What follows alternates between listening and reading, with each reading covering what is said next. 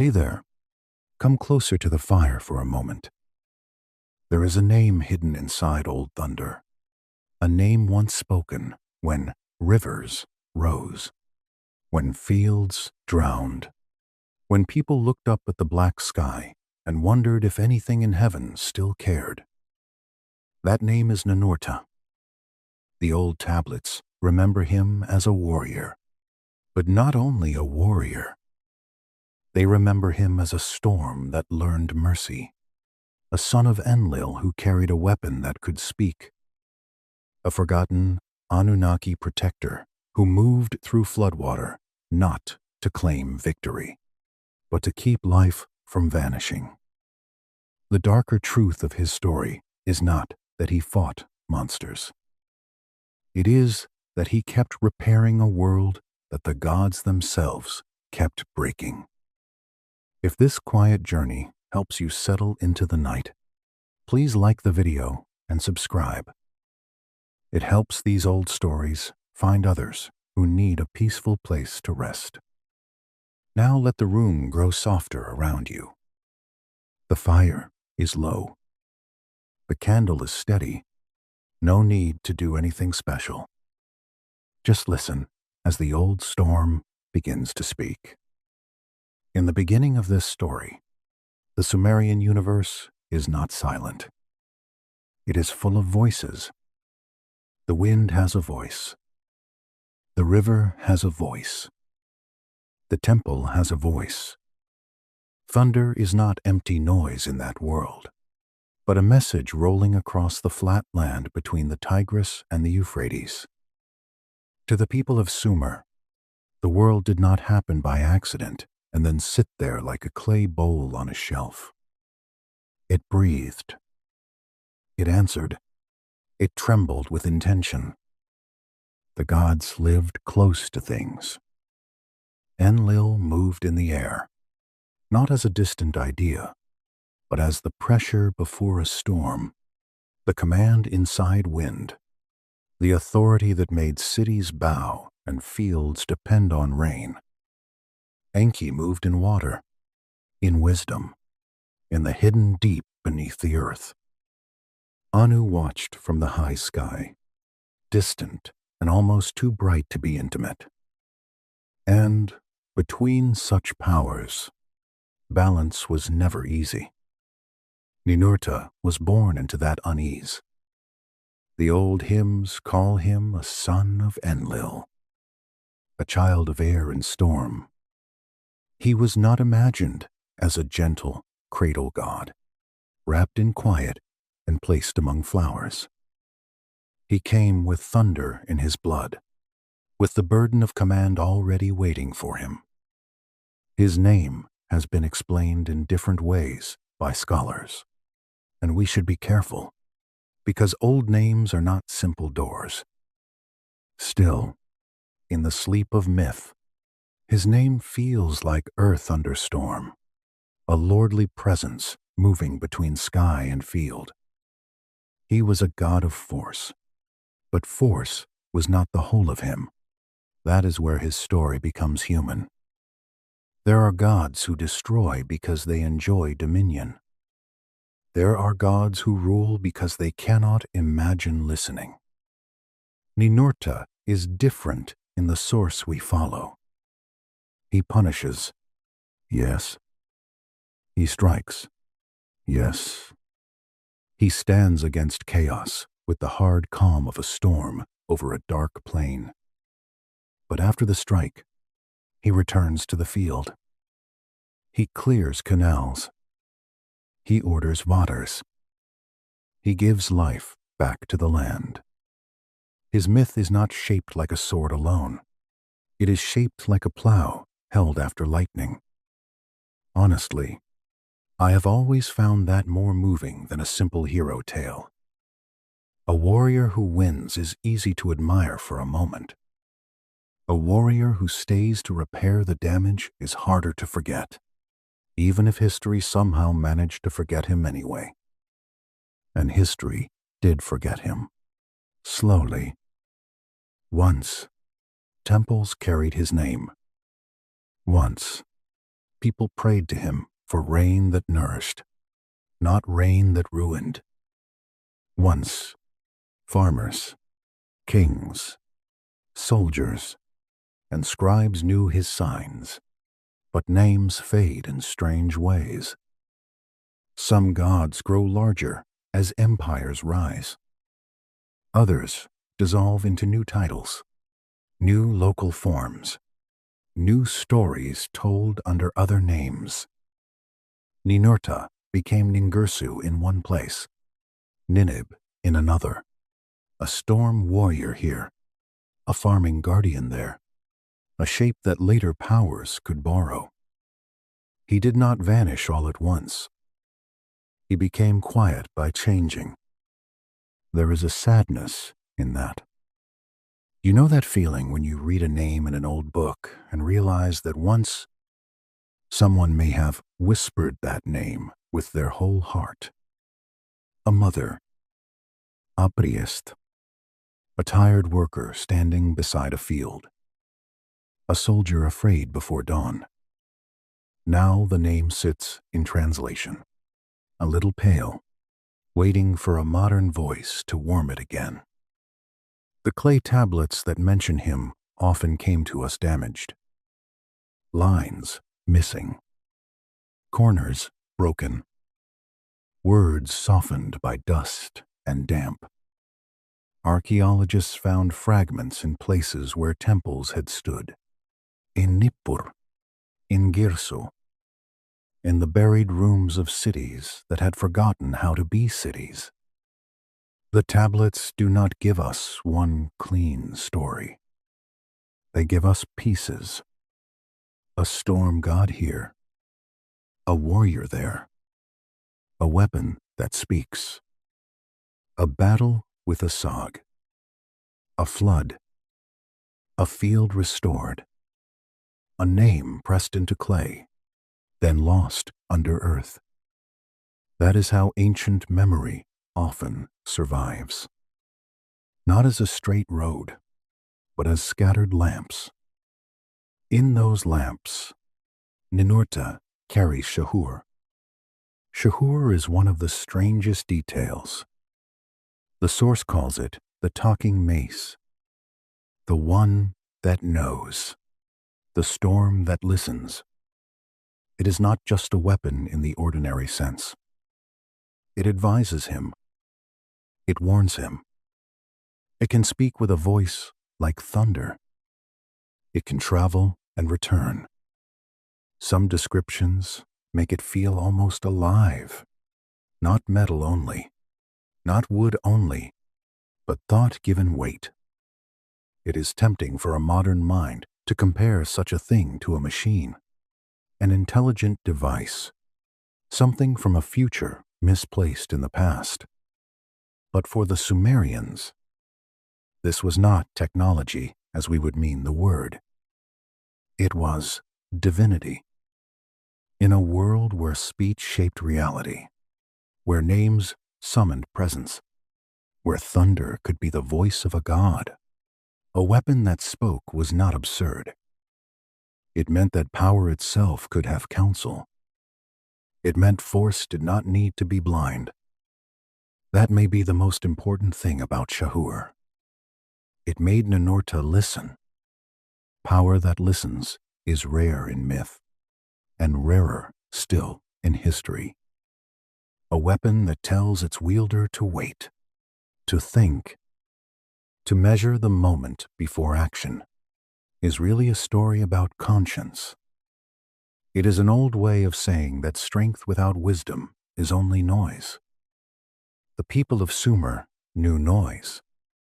They lived with thunder, flood, war, drought, and the endless labor of keeping water where water needed to go. Their rivers gave life, but they also took it back. A canal could feed a field, then clog, break, overflow, and turn a season into hunger. A storm could bring grain, or flatten it. To survive in such a land was to understand that nature was not kind in a simple way. It had to be respected, watched, guided, endured. So they imagined a god who could meet that kind of world. Ninurta was not softness. He was balance with a storm around it. When lightning tore open the clouds, people might imagine him watching. When the flood came, they might imagine him moving through it. When the fields grew again after disaster, they might thank him not for avoiding darkness, but for bringing life through it. The source tells that when the waters rose in ancient memory, Ninurta did not stand aside. The flood in Mesopotamian tradition is larger than one tale. It appears in many shapes, in stories of Ziusudra, Utnapishtim, and later Noah. It may preserve memories of real floods in the river plains, though the texts transform such memories into sacred drama. We cannot be sure exactly where history ends and myth begins. In this land, water and story mingle too easily. But in the version we are following, Ninurta is the protector in the storm. Imagine it softly. The air changes first. The sky lowers. The smell of water becomes heavy, almost salty, as if the deep itself has breathed across the plain. People look toward the rivers and see them swelling beyond familiar anger. The first rain falls. Then more. Then more. The mud brick walls darken. Streets become channels. Fields lose their edges. Temple steps vanish one by one beneath a surface that reflects no stars. There is no need to make it loud. The quiet version is worse. Rain that does not pause. Doors swollen shut. Voices muffled by water. Lamps going out. Clay returning to clay. Ninurta watches. He is loyal to Enlil, his father. That loyalty matters. Enlil is authority, and Ninurta is not a careless rebel at the beginning.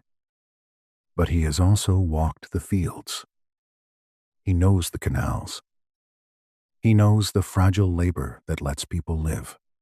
He has seen how long it takes to rebuild what one storm can undo before dawn. So the heart of the myth is attention. Command above, compassion below. Divine order on one side, human survival on the other.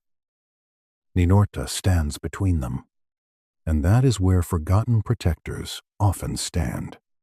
Not in the clean place where everyone praises them, but in the narrow place where duty pulls in more than one direction.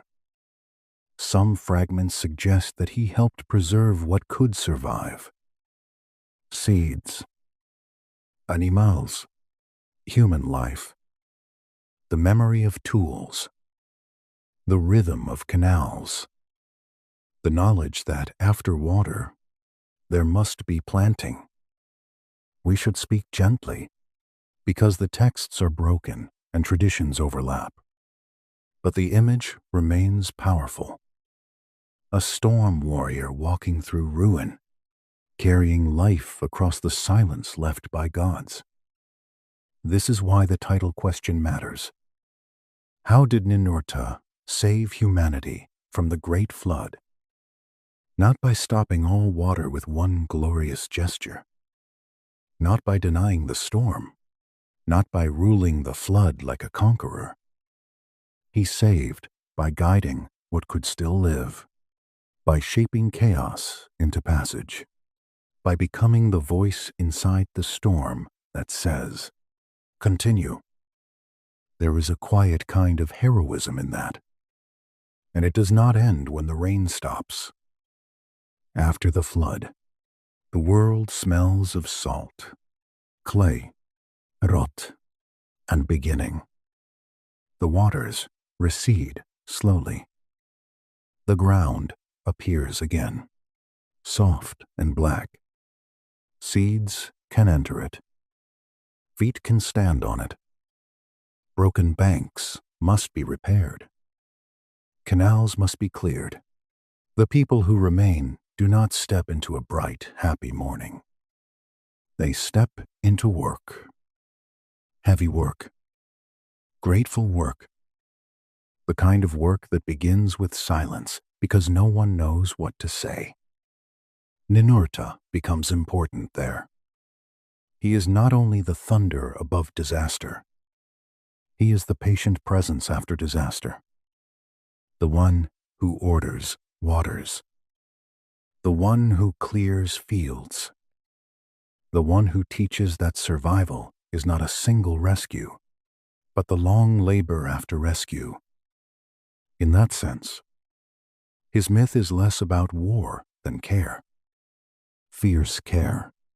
Yes, care with lightning behind it. But care all the same.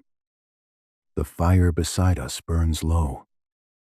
Candlelight touches the edge of the room. Somewhere in the mind, a clay tablet lies under museum glass, missing the line we most wish we had. Somewhere beyond it, on the old plain of Sumer, the rain has finally thinned. A figure moves through the mud with a speaking weapon at his side, not triumphant, not smiling, not asking for worship. He is only doing what must be done. And that is why the forgotten name still matters. To understand why Ninurta could walk into the flood, we have to go back before the flood, before the softened mud, before the ruined fields, before the world became a sheet of gray water. We have to go back to the war in heaven. Not heaven as a... The Sumerian heavens were not always peaceful. They were alive, crowded, unstable, full of force. Argumen, duty, friede, and noise. The sky was not empty distance. It was a realm of powers. The stars were not ornaments. They were signs, dwellings, watchers, fires placed in the dark with intention. In that old imagination, creation was not something finished once and then left alone. Order had to be held together. That is a very Mesopotamian idea. A canal has to be cleared again. A field has to be watered again. A wall has to be repaired again. A king has to prove legitimacy again. A temple has to be fed with offerings again. The world, like a sleeping child or an unruly donkey, does not remain orderly simply because one once asked it nicely. So the gods themselves lived inside a kind of labor. The great names stand at the center. Anu, the high sky father, remote and severe. Enlil, lord of air, command, storm, and destiny. Enki, lord of wisdom, hidden water, craft, and clever rescue. Around them moved other powers, younger gods, divine workers, restless beings whose place in the order was not always easy. The source tells of a time when the heavens were divided. The younger divine workers grew weary. They had carried the tasks that held the cosmos in place. They had maintained order, toiled under burdens, endured commands from higher powers. In the old myths, these figures are often called the Igigi. They were not simple villains. They were tired. That is important. A rebellion born from pure evil is simple. A rebellion born from exhaustion is harder to dismiss. Imagine divine workers in the old mythic darkness, not with human tools exactly, but with the same feeling humans know too well. Repetition. Wait. Command after command. The sense that those above do not fully feel what those below must carry. In heaven, as on earth, labor can become resentment if no one listens. The Ajiji rise. The order tremble. Enlil, whose nature is command, acts to restore control. He quells the uprising. But the act leaves a wound in the structure of things. Harmony is not the same as silence, and obedience is not always peace. The heavens may quiet, but a fracture remains. The gods have seen that order can be challenged from within. Into that shadow comes Ninurta. He is still young in the mythic sense, though young does not mean harmless. He is the son of Enlil, shaped by air and storm, born near the very problem he will spend his life trying to solve. He inherits strength, but also the burden of using strength correctly. If Enlil is command, Ninurta becomes the test of command. Can power protect without becoming cruelty? Can storm restore without becoming another form of ruin? At first, the stories show him as a warrior of terrifying precision. His path is through conflict. But his enemies are not only enemies with faces. Sometimes the enemy is drought. Sometimes it is disease. Sometimes it is the failed harvest, the bitter river, the field that cracks under too much sun, the air that grows heavy with sickness. To the Sumerians, such things were not random events in a dead universe. They were signs of imbalance. They were the visible skin of a deeper disorder. This is where Asag rises. Asag is not only a monster. If we make him only a monster, we make him too small. He is corruption in stone, disease in the bones of the world, a mountain force that refuses the pattern of heaven. The texts and later retellings describe him as terrifying, connected with rocks, sickness, drought, and the rebellious mountains. He is the place where nature stops nourishing and begins resisting order. Picture the mountains at the edge of the old world. Not soft blue hills on a peaceful horizon, but jagged backs of stone, dark at sunset, with winds moving through passes like low voices.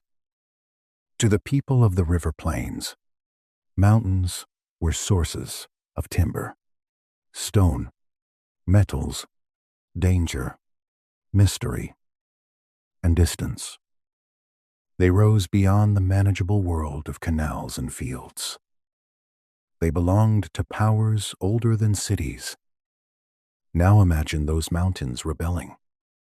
The myth says they rise against the Lord of the air. The stones refuse. The heights stand too proud. Rivers falter. Dust thickens. Fields suffer. Disease creeps. Whether this reflects natural disaster, political memory, volcanic fear, drought, flood, or pure sacred symbolism, we cannot know for certain. The tablets are old. The lines are damaged. Myth wears many skins. But the emotional truth is clear. The world is breaking pattern. Ninurta is sent to answer. He does not go alone. Shahur goes with him, the talking mace, the one that knows. This is not a quiet walking stick, though one imagines Ninurta could have used something less dramatic if the day were ordinary. Shahur is the storm companion, the voice within power, the advisor that keeps force from becoming blind. In some lines, it speaks to him.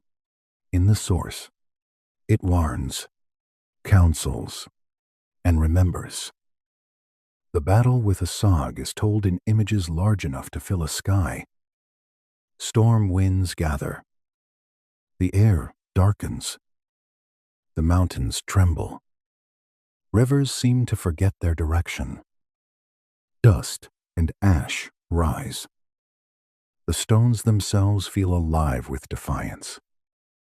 Ninurta moves through that chaos, not as a human soldier would move, but as storm given purpose. His weapon hums. His father sends the winds. His mother, Enlil, grieves, because even gods may fear the cost of victory. The important thing is not the violence. The important thing is what Ninurta fights for. He is not fighting for conquest. He is not trying to prove that he is strong, though he is strong enough. He is fighting so water can flow again, so fields can live, so the world can return to a rhythm in which humans, animals, plants, gods, and seasons can endure together. That is the difference between destruction and restoration. The Sumerians understood that difference because they lived it every year. Too little water, and the land dies. Too much water, and the land dissolves. Storms are blessing and threat. Rivers are lifelines and dangers. Balance is not abstract. Balance is food, shelter, seed, breath. So the battle against Asag becomes a mythic version of every struggle to keep a fragile world habitable.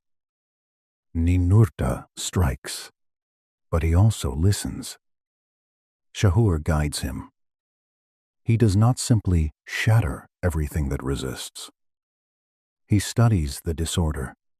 He waits for the moment when action can restore rather than merely destroy. This is one of the source story's most important ideas. Strength must be thoughtful. Even justice must pause.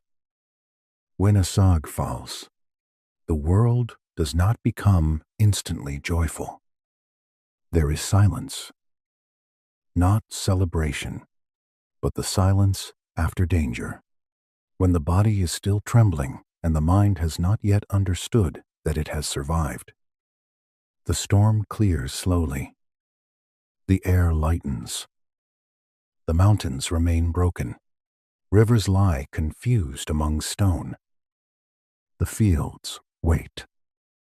This is where Ninurta becomes more than a warrior. He turns to the broken mountains and uses them. He makes boundaries for rivers. He redirects waters.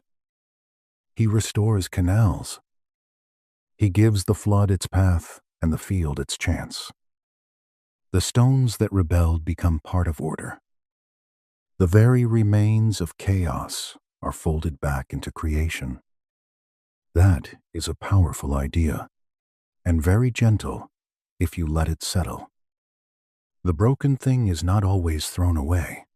Sometimes it becomes a bank for water. Sometimes the wound becomes the edge that keeps the river from swallowing the field. Sometimes what once threatened life is reshaped into protection. The warrior becomes a builder. The storm becomes agriculture. The defeated mountain becomes a structure for survival. There is almost a scientific rhythm under the myth. Ancient storytellers observed that floods leave silt, that mountains feed rivers, that broken stone can shape channels, that destruction can become the beginning of fertility if guided well. Their myths were not foolish. They were observations dressed in sacred clothing.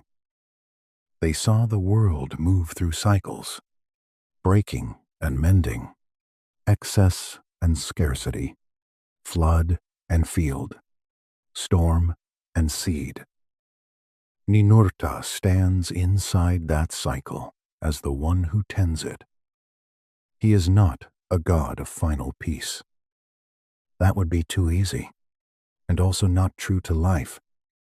The source is clear that his struggle never really ends.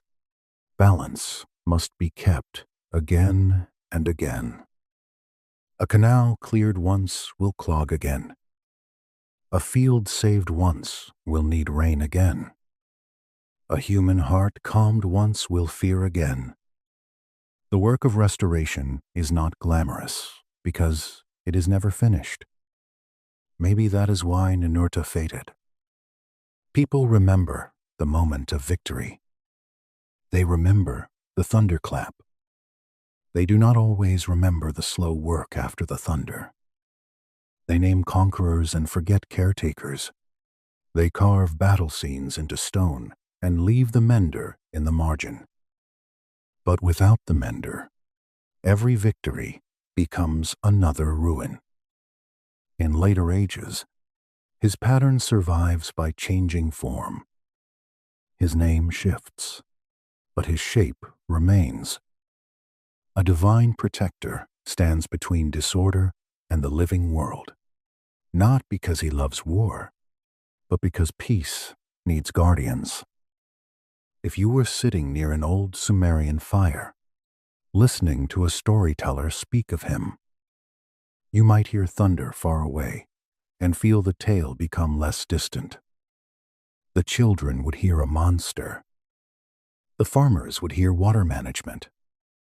The priests would hear divine order.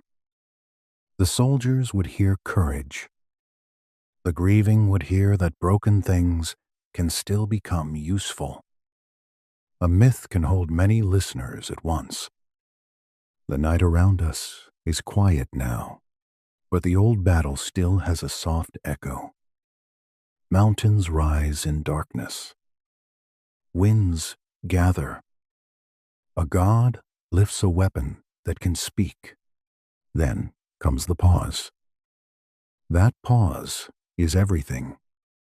It is the breath before action, the moment when strength asks wisdom what to do. Ninurta learns there, or begins to learn. That power is not proven by how much it can break. Power is proven by what it can keep alive. The source will later show him making mistakes, learning patience, walking through flood, and standing against even the cold authority of his father when compassion demands it. But the lesson begins here, in the war against Asag, where the young storm god discovers that his true task is not only to defeat chaos. His task is to turn chaos back into a world. The fire beside us gives a small, soft sound. The candle has lowered, and the shadows on the walls seem slower than before. Somewhere in the ancient imagination, the mountains have stopped trembling.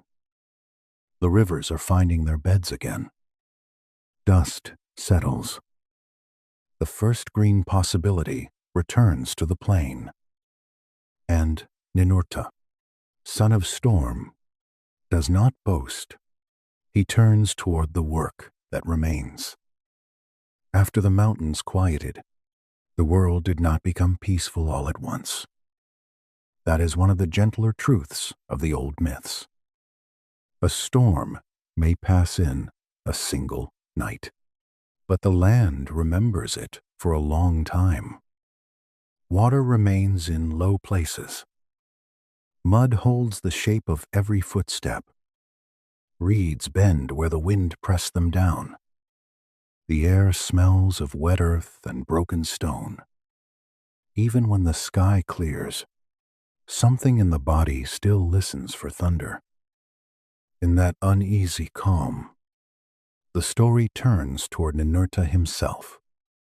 He was not born as a soft child of dawn. The hymns do not give him a cradle full of flowers, nor a little golden room where peaceful gods smiled over him. They give him wind. They give him grain. They give him a mother tied to air and fertility, Enlil, and a father whose command moved like weather, Enlil. From them, the old imagination shaped a child who belonged to both storm and field. That is already the secret of him. He was never only thunder. He was thunder that would one day learn what rain was for. Picture the birth as the old storytellers might have pictured it. Not in a house, not in a human chamber, but in the wide space between heaven and earth. The mountains are dark. The plains lie open below them. The rivers move in their beds, restless, silver where the moon touches them. Then the wind pauses. Not stops forever, only pauses, as if the whole world is holding its breath to hear what kind of power has entered it. Ninurta breathes, and the air answers. His first cry is not a baby sound in the ordinary sense. It is thunder moving over water. It rolls across the lowlands. It enters the reed beds. It shakes dust from temple walls not yet built.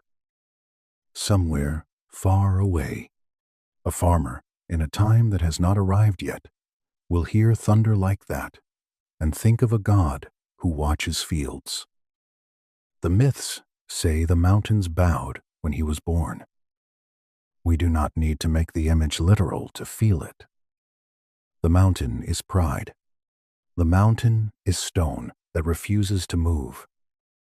To say the mountains bowed is to say that even the hard world recognized him. Even stone understood that a new kind of force had arrived.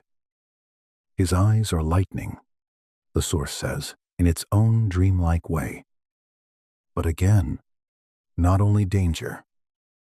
Lightning separates the dark for one instant and shows the world in white clarity.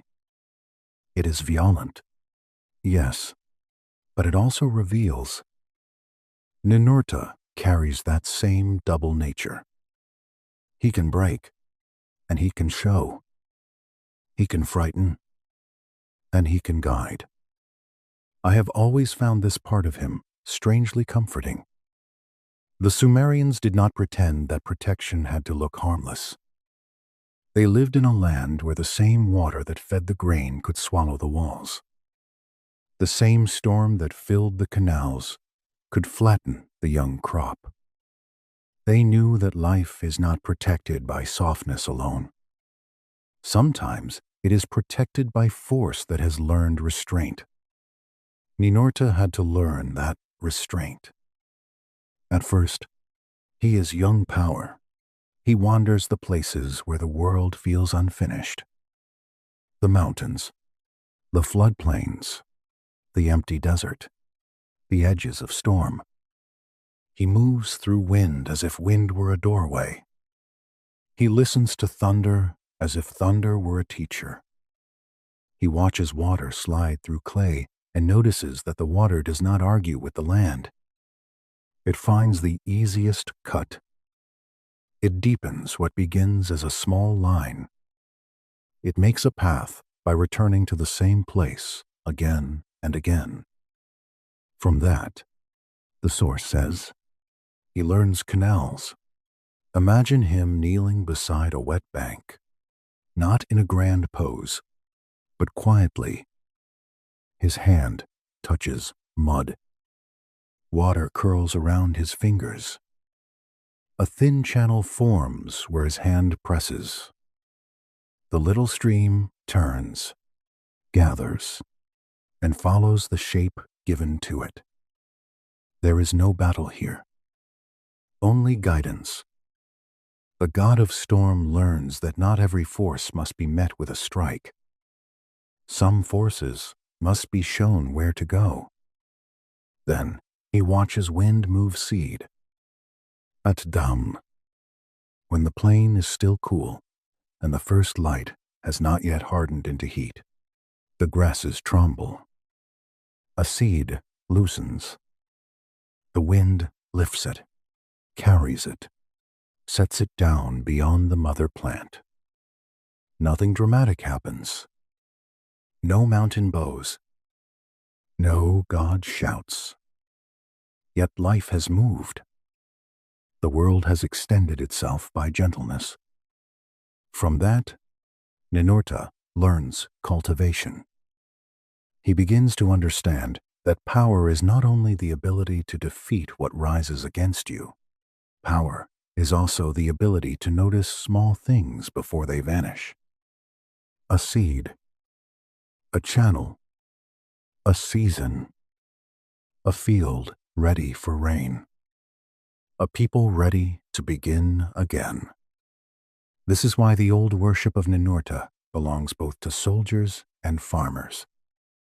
Soldiers called him for courage, but farmers called him for rain. Warriors saw his weapon. Field workers saw his patience. Kings saw divine strength. The people who bent over soil saw a God who knew the difference between a flood that destroys and water that feeds. That difference becomes the whole of his wisdom. But he does not have it at once. The source remembers that he made mistakes. That is one of the most human parts of the myth. A God who begins perfect teaches very little. A God who learns can sit closer to us by the fire. One story tells of Ninurta releasing a storm too soon. The clouds gather before the fields are ready. The rain falls hard. Canals overflow. Young shoots are torn from the mud. Walls soften. Grain stores grow damp. The people cry out, not only in fear, but in that tired disbelief that comes when work is undone in an hour. And Ninurta sees it. He sees what untimed power has done. The old hymn says, in the source retelling, that the storm god knelt in the mud of his own making, and the land forgave him. Whether that line is exact or reconstructed through later memory, its image is beautiful. A divine warrior kneeling in mud, not standing above the damage, not explaining it away, not calling it necessary because pride needs a clean robe. Kneeling, he guides the water back. He clears the channels. He lifts reeds from blocked places. He watches the fields breathe again.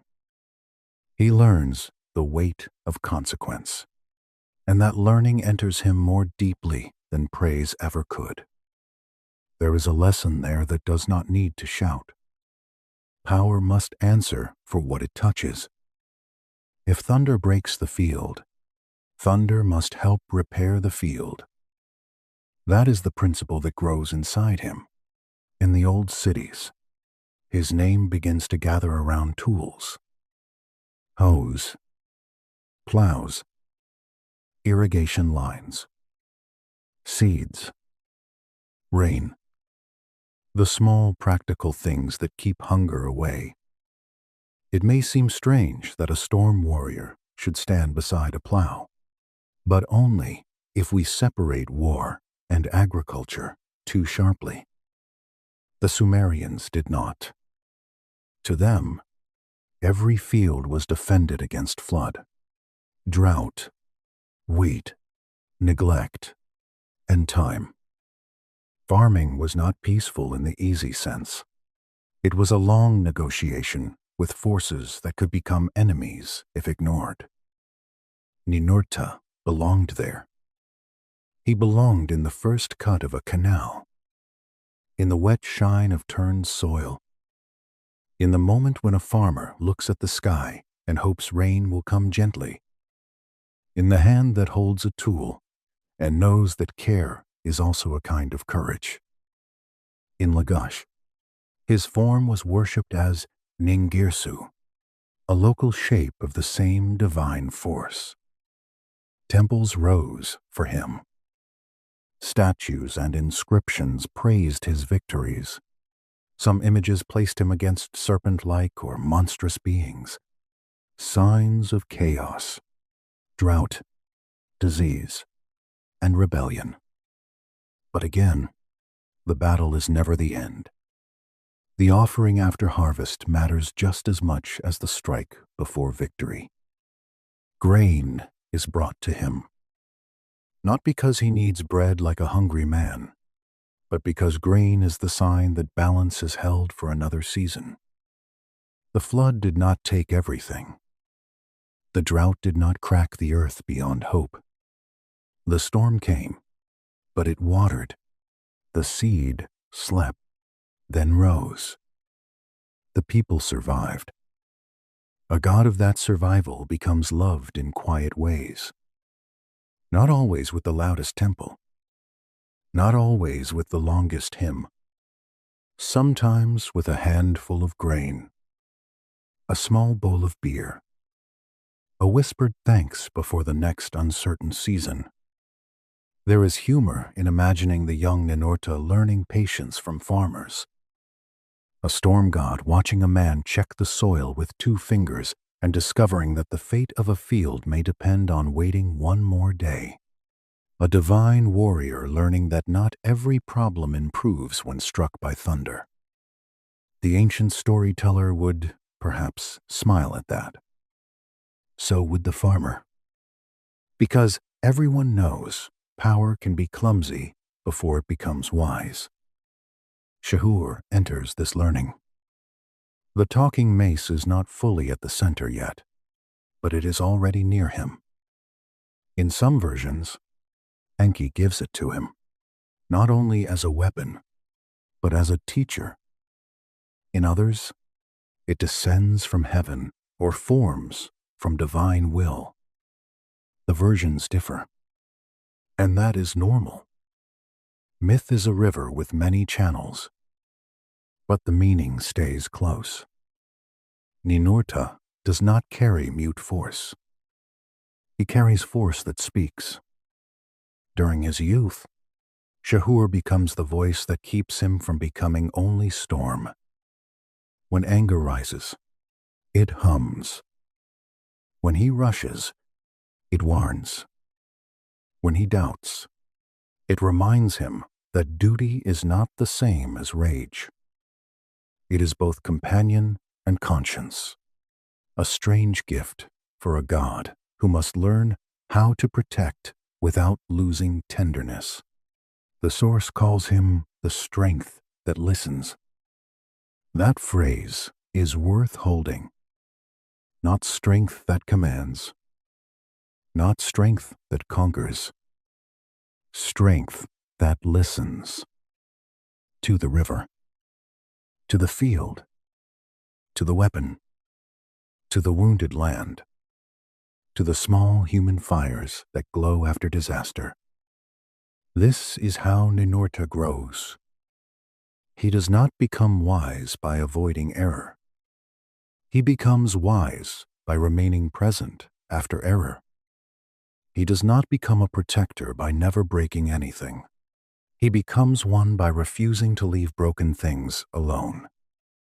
The early calm after his birth does not last. It never does. The heavens remain tense. The gods still disagree. The old fracture after the divine labor rebellion is not healed completely. The world is fertile again for a while, but fertility is fragile. Beneath every green field lies the memory of mud. Behind every clear canal lies the possibility of flood. Ninurta looks across creation and understands, perhaps for the first time, that the task of protection is not about making peace eternal. It is about being present when peace begins to fail. That is a humbler task than glory. It is also harder. Glory can be won in a moment, at least in stories. Care takes seasons. Repair takes knees in mud, hands in water, listening when no one is praising you. It takes the patience of the seed beneath soil, invisible, faithful, waiting for the right combination of darkness, moisture, and warmth. That patience becomes part of him. The fire near us settles. The candle moves once in the quiet air. Somewhere in the old mythic world, the young storm god stands between a field and a darkening sky. His weapon rests at his side. The wind lifts the edge of his garment. He does not move yet. He is learning to wait. And in that waiting, the protector is truly born. Shahur waits beside him like thunder that has learned to be quiet. The old stories call it a mace, but that word feels too small once the myth begins to open. A mace is something one can hold, a tool of force, a heavy answer at the end of an arm. Shahur is more difficult. It is a weapon, yes, but also a voice, a companion, a messenger, a memory, perhaps even the conscience of the storm god who carries it. The source says the tablets never agree completely on where it came from. That is fitting. Objects in myth do not always have one birthplace. Some stories say Enki, god of wisdom and hidden waters, gave it to Ninurta as both tool and teacher.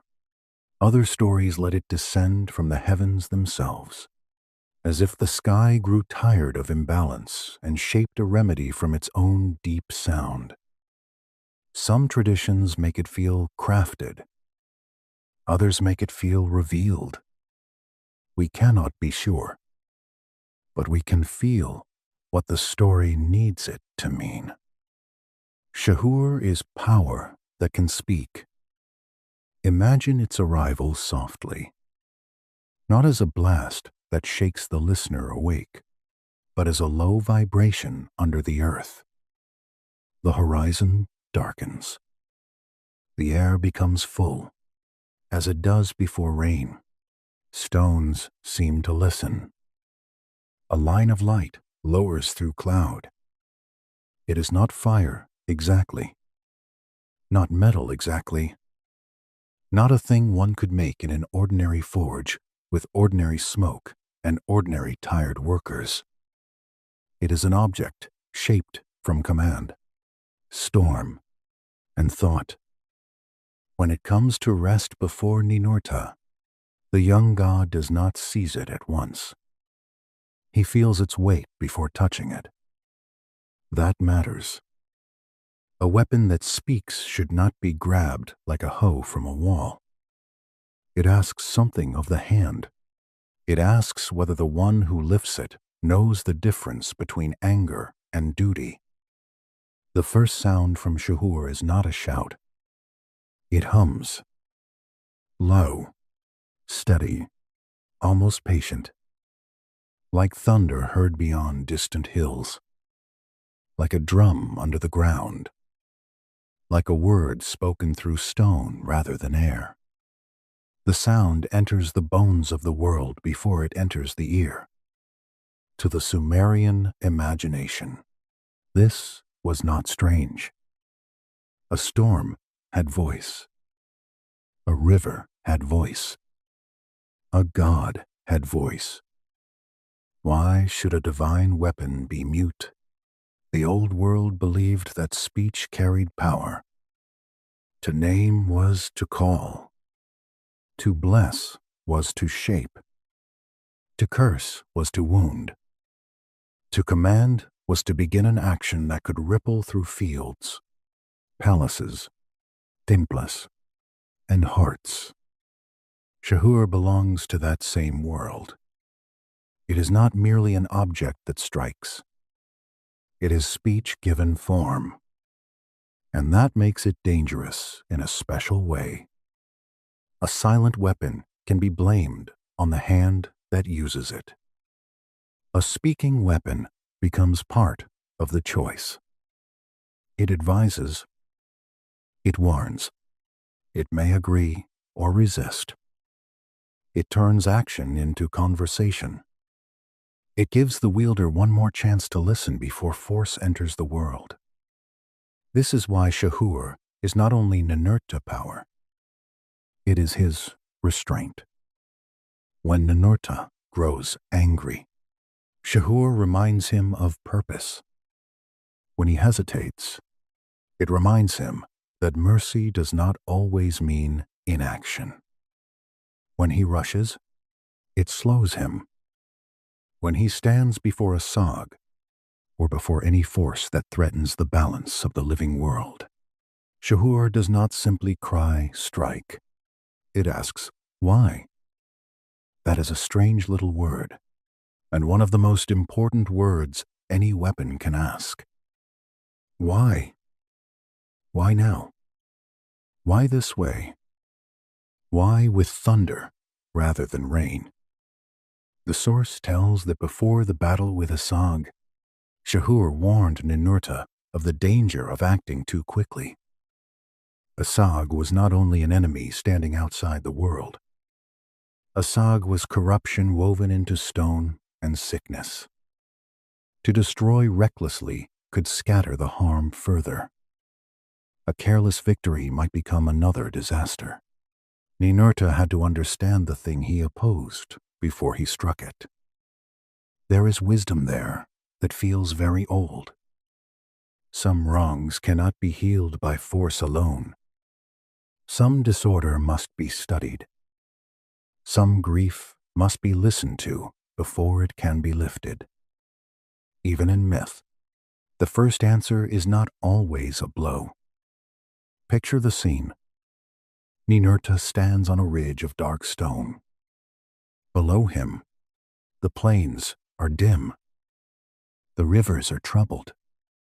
Dust lies on the wind. Far away, the mountains seem to breathe with a heat that should not belong to stone. In his hand, Shahur hums. The young storm god feels the pull of action. He could call the winds. He could split the ridge. He could answer mountain pride with thunder pride. But Shahur speaks, not loudly. It tells him to wait. And so he waits.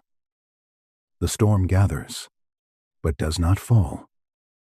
The wind turns around him like an animal held by a gentle command. His fingers tighten, then loosen. The anger inside him cools until it becomes a tension. He studies the mountain. He listens to the sickness underneath it. He hears the difference between stone that must be broken and stone that can be guided. He learns that precision is a kind of compassion. When the strike comes, it is not rage. It is necessity. That may be why Shahur mattered so deeply. It allowed ancient storytellers to imagine power with an inner voice, force that could think, strength that could pause, justice that could listen before becoming action. For a people surrounded by flood, drought, war, and unstable seasons, this was no small hope. They knew what uncontrolled power could do. Too much water, too much heat, too much command from a king. Too much fury from a god.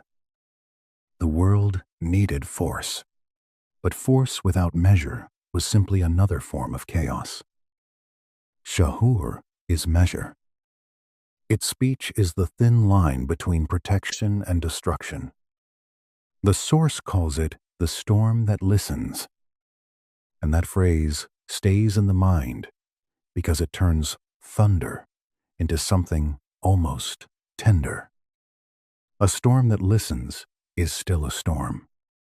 It still has depth, darkness, force, and danger. But it is not blind. It knows the field beneath it. It knows whether the river needs filling or warning. It knows when to break and when to pass over. In later imagination, weapons that speak can feel like stories about impossible technology. The source notices this temptation. Shahur can fly. Shahur can carry messages. Shahur can hear commands. Shahur can return. Yet the Sumerian storyteller did not need that language. For them, this was divinity.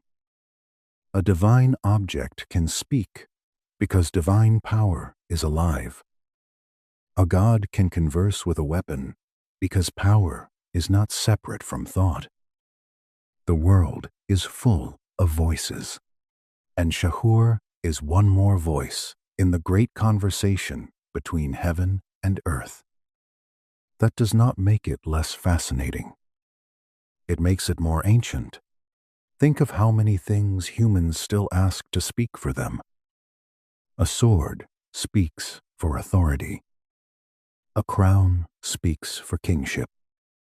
A plow speaks for cultivation. A seal speaks for office.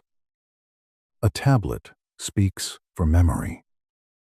None of these objects has a mouth in the ordinary sense, yet each can carry a voice across time. Shahur is the mythic version of that truth. It is an object that carries meaning so strongly that the old story lets it speak aloud. In one fragment from the source, Shahur describes itself as the word of the storm, the eye of the wind, the carrier of thought across heaven. We should treat such lines gently, because fragments pass through many hands and translations, but the feeling is consistent. Shahur is not mere impact. It is perception. It says. It carries. It judges where balance has faltered. That turns the weapon into a bridge. Between thought and action. Between heaven and earth. Between anger and duty. Between storm and care. This is why Ninurta confides in it. He does not only command Shahur, he listens to it. There is humility in that. A god who listens to his weapon admits that power needs counsel. It is a beautiful reversal. The hand holds the mace, but the mace holds the hand back when it must. The myth becomes almost philosophical here. It asks what strength is for. If strength exists only to dominate, it becomes frightening. If strength exists to protect, it must be governed by wisdom. If wisdom never acts, it becomes helpless. If action never listens, it becomes cruelty. Ninurta and Shahur together hold those opposites in one image. A warrior and a voice. A storm and a pause. A weapon and a conscience. This is the kind of symbol that lasts even when the name fades. People may forget the god, but they keep retelling the pattern. The hero who listens before fighting. The king whose sword must serve justice. the guardian who uses force only to preserve life, the powerful one who knows that restraint is not weakness, but mastery. You can hear this in the rain after the mythic battle. The storm has passed. Water falls softly now, not tearing the field, feeding it. The air smells of damp dust, clay, bruised reeds, and stone cooling after heat. Shahur rests at Ninurta's side. It no longer hums with warning. Its silence is almost approval. The world is not safe forever, but it is safe for tonight. That is all a good guardian can often give. Not eternity, tonight. Another season. A field that survives. A child who sleeps. A river that remains inside its banks until morning. There is something deeply human in that limited gift. We often imagine protection as final, as if one great act could remove every danger. But the Sumerian world knew better. Protection is repeated. It is renewed each season, each storm, each time someone with power chooses to listen. Shahur teaches Ninurta that, and perhaps it teaches the listener too. When anger rises, wait. When force is possible, ask why. When the world trembles, listen before striking. This may sound too gentle for a war god, but it is exactly what makes him more than a war god. Ninurta is not the noise and thunder. He is the calm center inside it. Shahur is not the blow. It is the voice before the blow, asking whether the blow is needed. In the source, as centuries pass, Shahur changes forms. Sometimes it becomes a spear of light. Sometimes a disk of force. Sometimes a divine word itself. The symbols shift as cultures shift. Akkadian, Babylonian, Assyrian. Each receives the old image and dresses it differently. Yet the heart of the symbol remains. Power must be intelligent. Strength must answer to care. The storm must listen. Maybe that is why the talking weapon feels so dreamlike and so familiar. We all know what it is to hold a force we are not sure how to use. Anga, Khrif, authority, talent, a sharp sentence, a decision that can hurt someone, a silence that can heal or wound.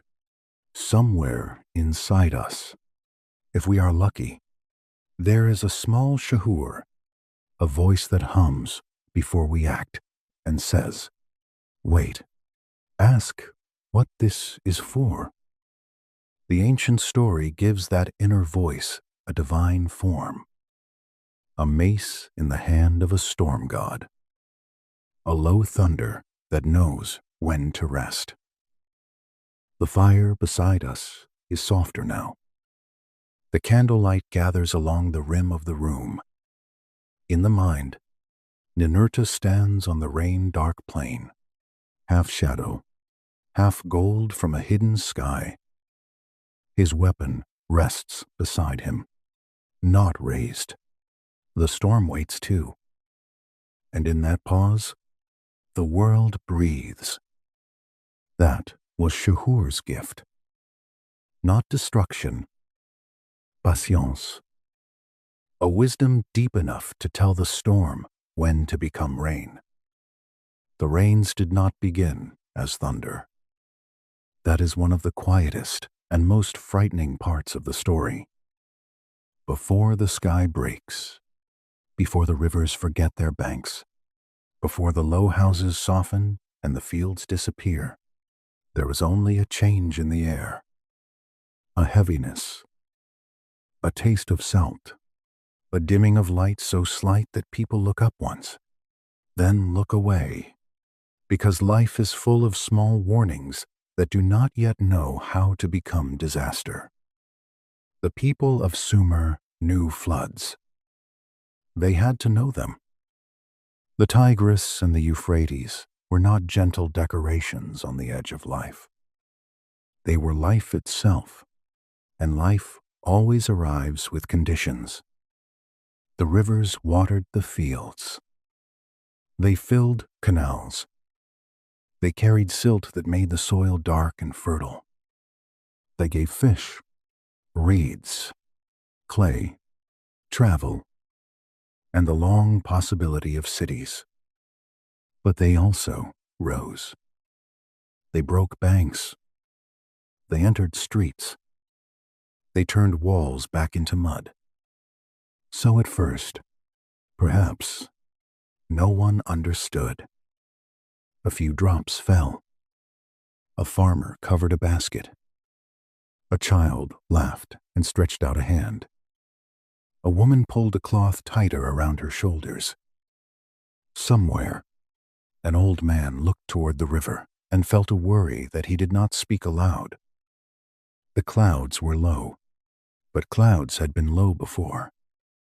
The wind smelled of deep water, but the wind had lied before. Then the rain continued. It continued through the day. It continued into night. It continued until the ordinary rhythm of weather became something else. In the old flood traditions of Mesopotamia, the water is not always only punishment. Sometimes it is correction. Sometimes it is grief. Sometimes it is the gods trying to silence a world that has become too loud with human noise. Rivalry, pride, and endless petition. In the source story, Enlil is the hard voice behind the decision. He looks upon humanity and hears disorder.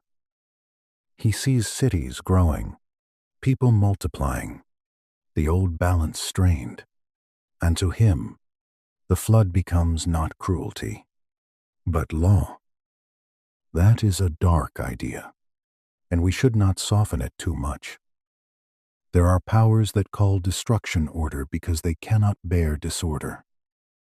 There are rulers, divine or human, who mistake silence for peace.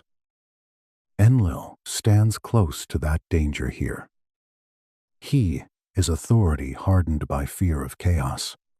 He sees a world slipping from control, and he chooses water. Enki resists. The Lord of Wisdom and Hidden Waters sees what Enlil does not wish to see. He sees that human beings are noisy, yes, but also learning, fragile, foolish, inventive, afraid, stubborn, capable of cruelty, capable of tenderness, capable of building a canal and then arguing beside it for 3 hours about who should have brought the rope.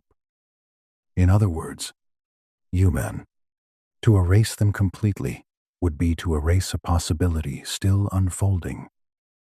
So, in the older flood stories, warnings pass in secret. A wall hears. A sleeper dreams. A boat is built. Names change across traditions. Ziusudra, Utnapishtim, Noah. Each belongs to a later or different telling of the same deep pattern. Someone is warned. Something survives. The flood comes anyway. Ninurta stands between these powers. He is Enlil's son. That loyalty is not small. He has been shaped by command, trained by storm, bound to the order his father defends. Yet he has also walked among fields. He has cleared waters. He has knelt in mud after his own storm. He knows that human lives are not an abstraction. They are fires at night, seeds in jars, tools hung near doorways, children sleeping while rain begins on the roof. When the deluge begins, he cannot simply call it back. That is the tragedy. Some decisions, once released, become larger than the one who made them. A flood is like that. A command can leave the mouth and become law. A river can leave its banks and become fate. Even gods in these myths do not always control the full consequence of what they set loose. So Ninurta does not stop the flood. He enters it. Picture the first day when the water is still recognizable as water. Streets fill. The ground shines. Canals overflow into fields. People shout from roof to roof. Animals pull against ropes. Grain stores are lifted higher. Clay jars are tied shut. A door swells in its frame and will not open. Mud bricks darken, soften, collapse in quiet sections, not with grand drama, but with a tired sigh, as if the wall has remembered it was earth. Then the second day, or the third, or the seventh, because in flood time, counting loses its edges. The horizon disappears. The world becomes gray water and falling water, water underfoot and water from the sky, water in the mouth, water in the lungs of broken houses, water covering fields where green had been. Sound changes. Thunder no longer arrives as one voice. It is everywhere. Rain on reeds, rain on clay, rain on skin, rain on roofs until there are no roofs, rain on the surface of water that used to be a street. The gods retreat to the high places. That is how the old stories often imagine them, frightened by what has been unleashed, crowded at the edge of heaven like those who regret a door they have opened. Even divine beings can be afraid of excess. Even the ones who choose destruction may tremble when destruction obeys too well. But Ninurta descends. Shahur is with him, but it does not roar. This is not a time for thunder answering thunder. It is a time for listening within the storm. The talking mace, the one that knows, hums low in his hand. Not a command now. Not a battle cry. A guide tone. A thread through mist. The source says, in its fragments and retellings, that he carried life upon his wings. That a voice guided survivors through the endless rain. We cannot know exactly how old every detail is, or how much later imagination has braided itself into the story. But the image remains faithful to his nature. Ninurta does not fight the flood as an enemy. He shapes the passage through it. He searches, not like a conqueror, like a caretaker.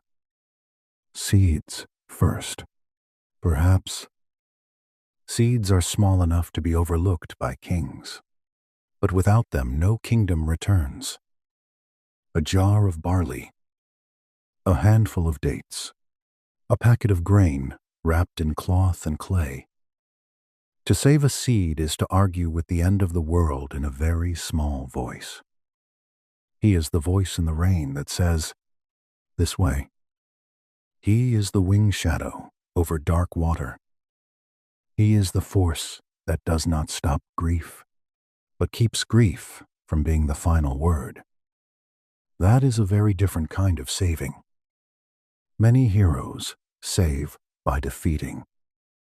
Ninurta saves by carrying forward. The flood takes much. The myth does not pretend otherwise. Cities dissolve. Fields vanish. Temples sink to their lower steps.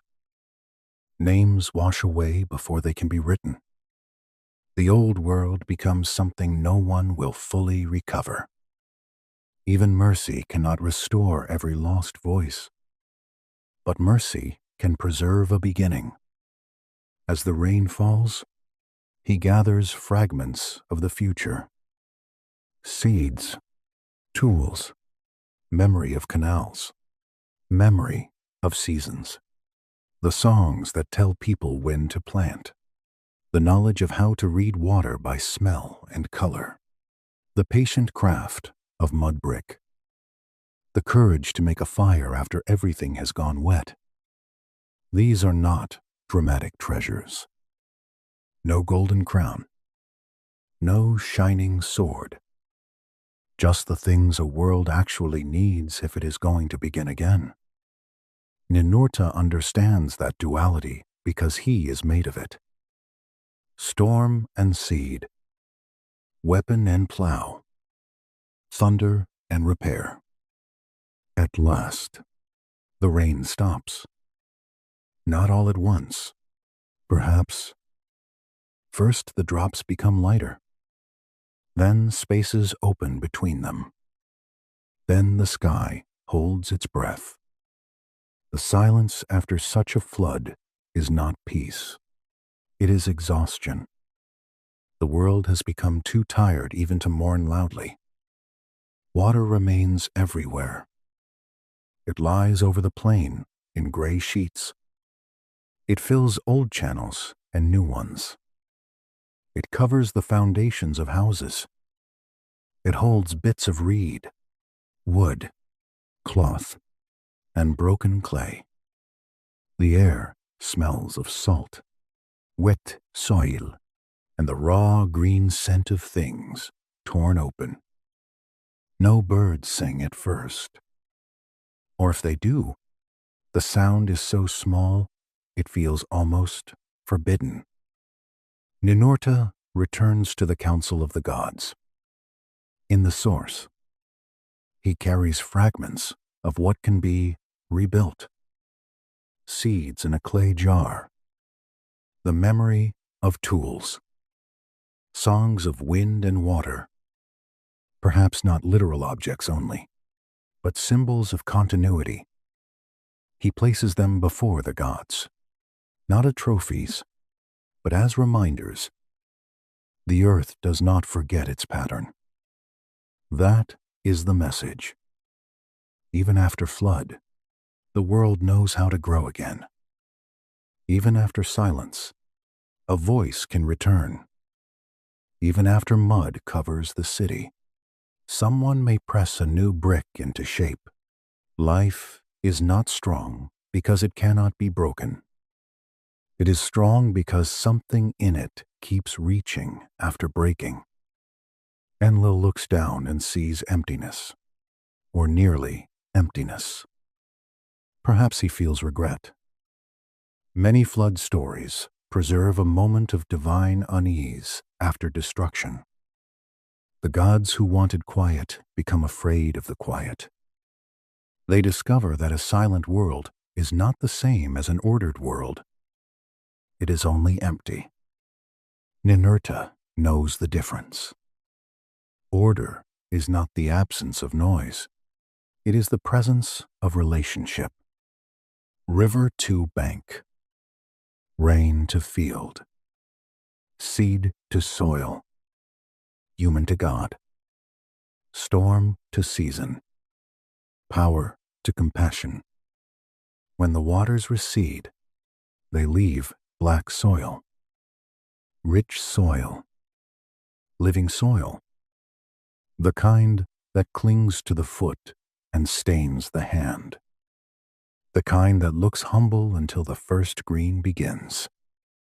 People emerge into that world slowly. They do not rush to call it new. They are too tired. They look at the changed rivers. They look at the broken banks. They look at the places where houses had stood. They bend, touch the earth, and discover that it can still receive seed. Ninurta walks with them in the myth. He teaches again. Or perhaps he helps them remember what the flood nearly took. How to clear canals. How to build higher. How to read the sky. How to sow after water. How to honor the river without trusting it too completely. How to live with forces that cannot be owned. Every spring, when the rivers swell, the memory returns. Not only fear, gratitude too. The flood becomes ritual memory. The dangerous water becomes renewal when guided. The god of thunder becomes a god of calm waters, harvest, and the silence after storm. The world was damaged. Life continued. The difference between those two sentences is the space where Ninurta stands. He does not erase the catastrophe. He carries what can pass through it. He does not undo grief. He makes grief fertile. He does not make humanity innocent. He gives humanity another season. The fire beside us is low now. Imagine the flooded plain under a clearing sky. The last drops fall from reeds. A clay jar of seeds sits in the mud. A child touches the wet ground. Somewhere, a survivor hears a bird and does not yet dare smile. And beyond the receding water, Ninurta stands very still, not triumphant, not untouched, only present. The storm has ended, and the harder work has begun. The world after the flood was quieter. But quiet is not always peace. The rivers had returned to their beds, though their banks were changed. The soil lay black and soft beneath the first cautious steps of those who survived. Smoke rose from new fires, thin and uncertain, as if even flame remembered the water and did not wish to be rude. People rebuilt with smaller voices. They lifted reeds. They shaped bricks. They cleared channels. They planted seeds in earth that still smelled of ending. Above them, the gods were silent. That silence carried its own storm. In the source story, the flood does not solve the problem of heaven. It only reveals it more clearly. Enlil can look upon the emptied world and call it order.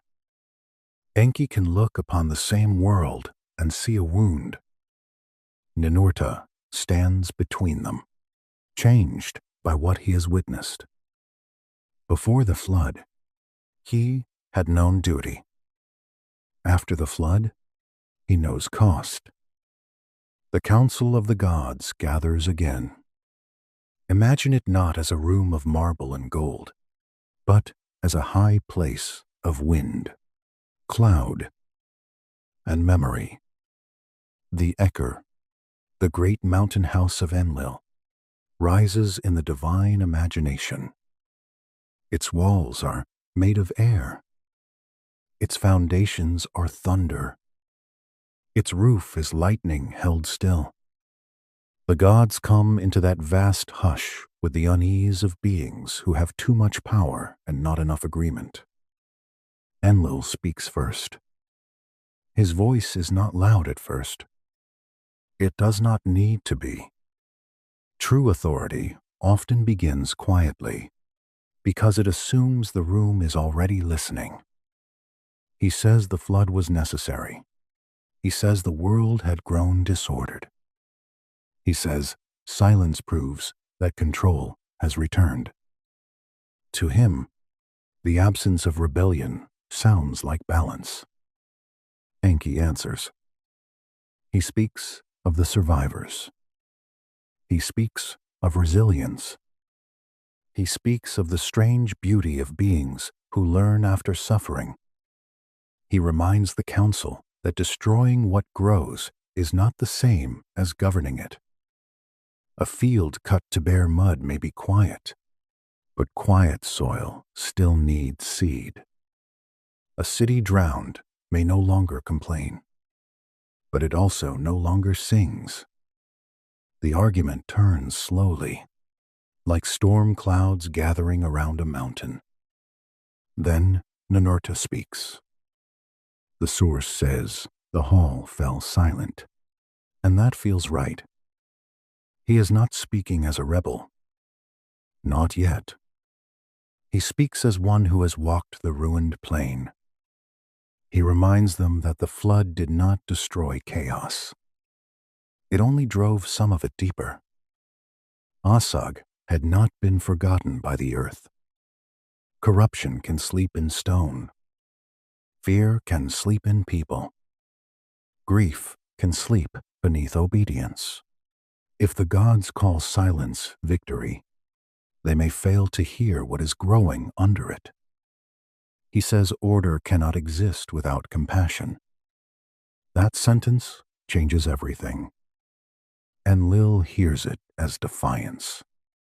Perhaps any father might, if his son stood before the council and named the missing piece in his command. Perhaps any ruler might, if someone younger and beloved spoke the truth too clearly. Enlil's gaze grows cold in the mythic telling. Winds stir along the walls of the Ekur. The air tightens. The gods lower their eyes, because family conflict is awkward even when the family happens to rule the cosmos. Enlil declares that Ninurta has forgotten his place. What follows is not a battle of weapons. It is worse in some ways. It is division. The heavens split into factions. Those who believe in control move apart from those who believe in nurture. Those who trust command withdraw from those who speak of care. The source calls this period the season of turning faces. It is a beautiful phrase, and a sad one. The gods no longer meet as one. Shrines grow quiet. Ritual connections weaken. Prayers rise and find no clear answer. The divine order does not collapse in a single dramatic fall. It frays. The world below feels it. Crops fail in fields that should have grown. Winds arrive from strange directions. Rivers rise too quickly, then shrink too soon. A farmer looks at the sky and cannot read it. A priest pours water and hears no sign in the bowl. Mothers carry offerings to small shrines and return with the same fear they brought. The flood is over, but disorder has changed shape. It is no longer a wall of water. It is uncertainty. For Ninurta, this becomes unbearable. He still loves Enlil. That is important. Love does not vanish because obedience fails. He still knows his father as the Lord of Air, the giver of command, the great force who once shaped his destiny. But love without conscience becomes captivity. Ninurta has learned too much to return to blind obedience. So he leaves. The source places his withdrawal in the southern mountains, in a place called Kur, where stone and cloud touch. Imagine that walk. If a god's movement can be imagined as walking. He leaves the high council not with thunder, not with accusation, but with silence. The wind follows him for a while, uncertain. The clouds fold behind him, beneath his feet. The world shifts from the shining severity of heaven to the rough patience of mountain stone. Kur is neither fully heaven nor fully earth. That is why he belongs there. The slopes are steep. Mist gathers in the passes. At night, strange lights appear above the peaks, small flickers like fire caught inside crystal. The storms circle the mountains, not striking, only turning, as if guarding someone who has chosen distance over obedience. Humans nearby begin leaving offerings. Not grand offerings, not the wealth of empire. A little grain, honey, a small carving, a bowl of beer.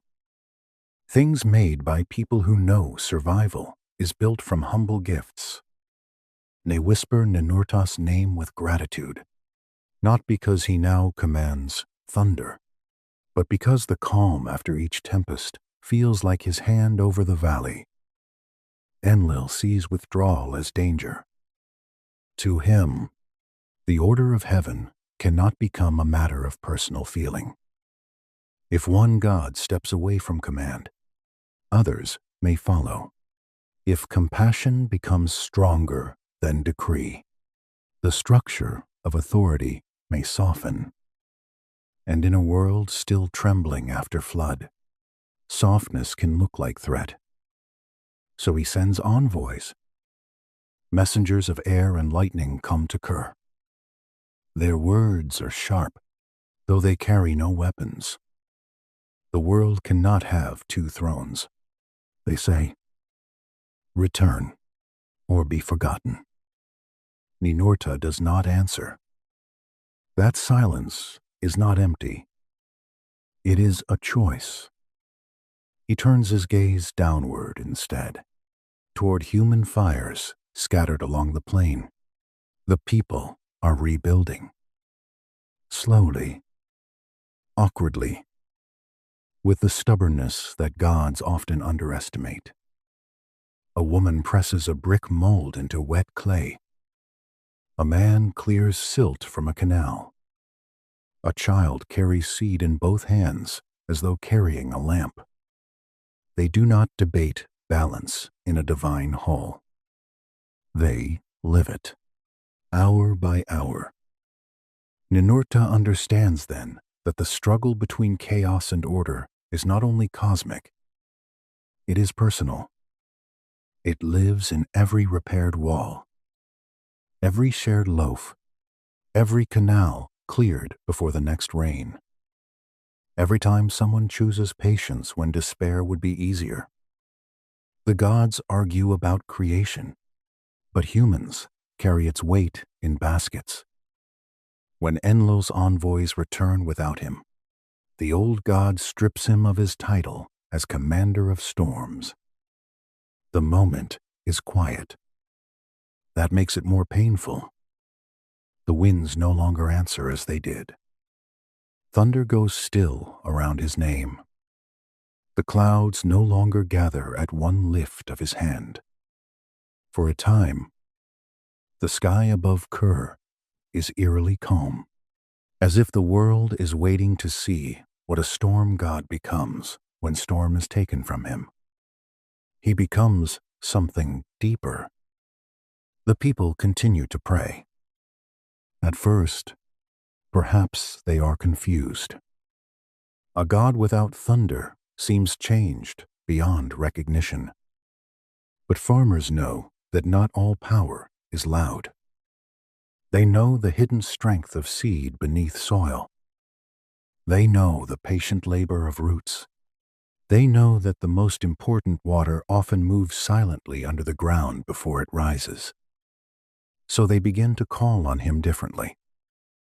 Not as the one who breaks the sky, as the guardian of endurance, as lord of the plow, as keeper of the field, as the watcher of patience. Ninurta, once commander of storms, becomes a teacher of waiting.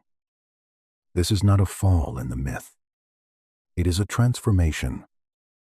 The same force that once struck mountains now steadies hands at the canal bank. The same God who carried a talking weapon now listens to the earth more than to the counsel of heaven. Over time, the rains return gently. Not because Enlil has changed his mind in one clean moment. Myths rarely heal so tidily. The rains return because nature itself seems to recognize the one who tends balance. Winds move through the valleys again, softer now. Clouds gather at the right season. The people say Ninurta is still watching, not from the roaring sky, but from the place where stone holds mist and seeds wait in dark ground. Enki visits him in the later telling. The Lord of Wisdom comes to the mountain, weary from debate. He finds Ninurta not on a throne, not surrounded by praise, but among humans, helping them carve canals and raise walls against future floods. The scene is quiet enough to be almost domestic. Mud on hands, water finding a channel, people working without knowing that the lesson will become myth. Enki watches. Then he says, "You have done what the council could not. You have brought balance without decree." Ninurta answers, "Balance is not given, it is kept." Those words feel almost too human for a god, and perhaps that is why they belong to him. They are the heart of his transformation. Order is not a command spoken once from a height. It is maintenance. Attention. Repair. Listening. It is the daily practice of not letting the world fall apart. That may be why Ninurta becomes less dazzling and more necessary. The gods of empire gather monuments. The gods of domination gather fear. The quiet guardian gathers seasons. He is remembered when rain comes gently, when the plow enters soil, when a village survives another year, when someone rebuilds without applause. The divide in heaven does not disappear. Enlil does not become suddenly soft. Other gods still whisper that Ninurta has grown too close to humanity, that he serves the low fires instead of the high order. But in the source story, that accusation becomes praise. He has learned what the council forgot. The world is not kept alive by control alone. It is kept alive by care. The fire beside us has settled into red ash. Imagine Kur, under night, the mountain dark, a ring of cloud resting along its shoulders. Below, small human fires glow like fallen stars. Above, the heavens are still divided, but not entirely lost. Somewhere between them, Ninurta keeps watch, no longer only the son of Enlil, no longer only the warrior of storm. He is the guardian of what survives after command has failed.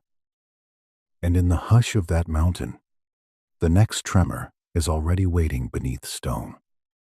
For a while, the mountain kept its secret. The people below had begun to trust the seasons again. Not completely, because no one who has lived through flood ever trusts water with the innocence of a child. But enough. Enough to plant. Enough to mend roofs. Enough to leave jars near the door without lifting them higher each time the clouds gathered. Enough to let children run along the canals while the elders pretended not to worry. But beneath the southern mountains, something old was stirring. At first, it was only a tremor so slight that many thought they imagined it. A bowl of water shivered on a floor. Dust slipped from the corner of a lintel.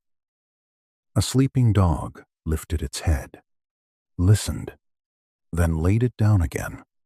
Shepherds in the foothills felt a low sound through the soles of their feet. Not loud, not sharp, more like a thought moving inside stone. The tremors returned. Night after night, the hills gave a low hum. It moved under the villages like a drum buried too deep for hands to reach. Birds left certain trees before dawn. Goats refused the higher pastures. Springs that had run clear began to taste bitter. A stream turned gray, then black, then gray again, as if the earth were trying to remember which face it wished to show. Some scholars would call such imagery a poetic memory of earthquakes, eruptions, landslides, or the unpredictable violence of mountains at the edge of a river civilization. That may be so. We cannot be sure. The tablets are broken, and even when they speak clearly, myth speaks through many rooms at once. But in the source story, the meaning is plain enough. The world was slipping out of balance again. The old stories call it the Second War of the Heavens. And yet it was not fought among stars. It rose from stone. The mountains of the south began to burn.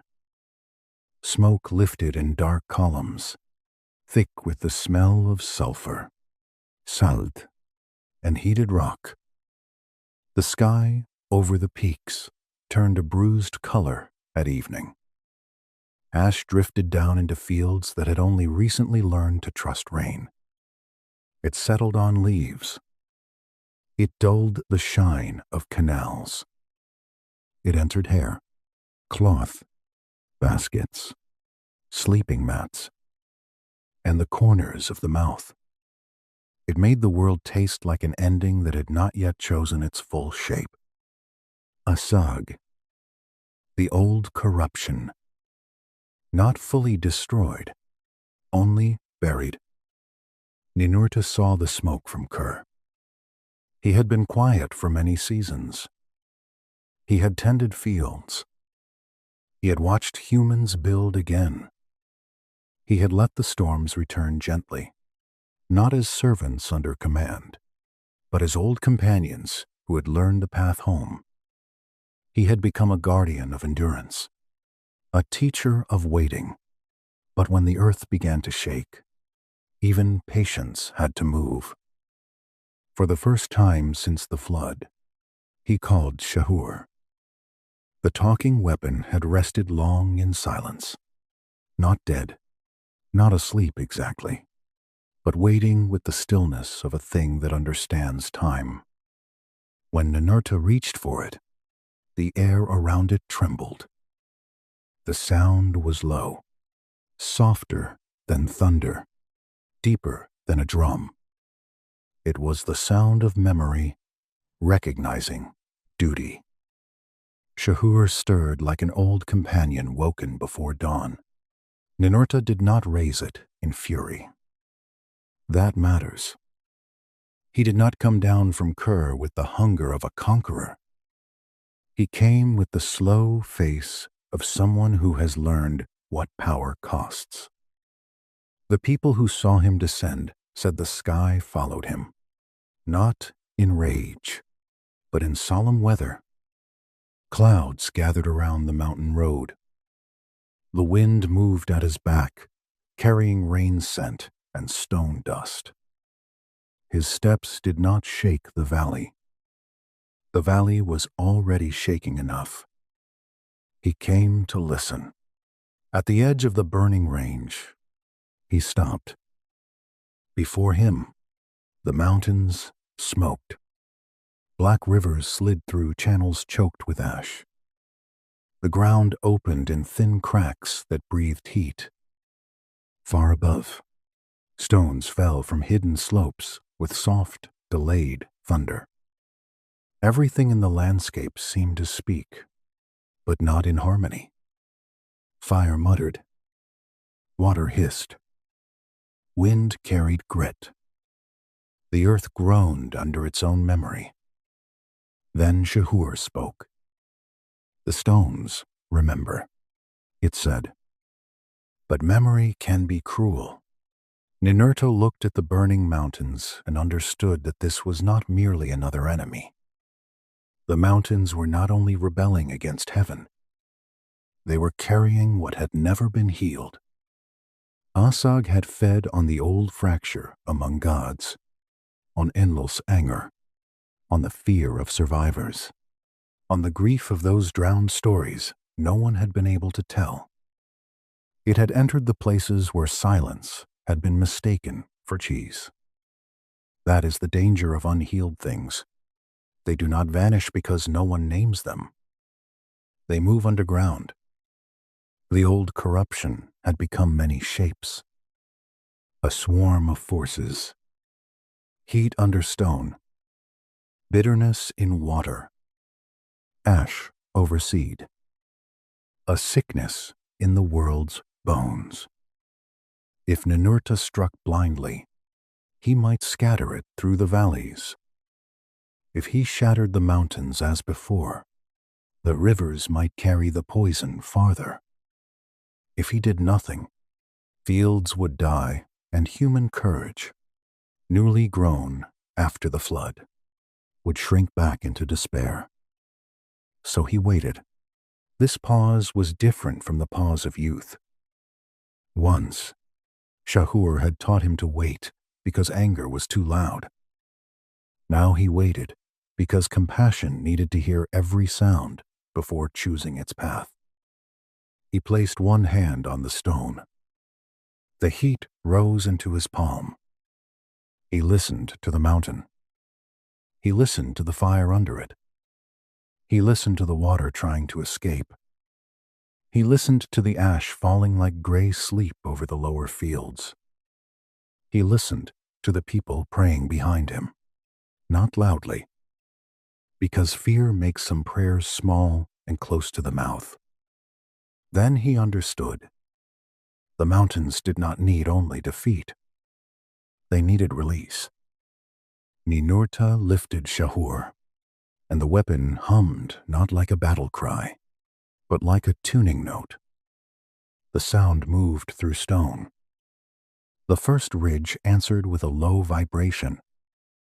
The second ridge answered more slowly. The deep caverns answered last, reluctant and dark. He was not commanding them to break. He was asking them to remember their place in the living order. Rain gathered above the range. At first, only a few drops fell, darkening ash. Then the rain came steadier. It struck hot stone and rose in steam. It touched black water and thinned its bitterness.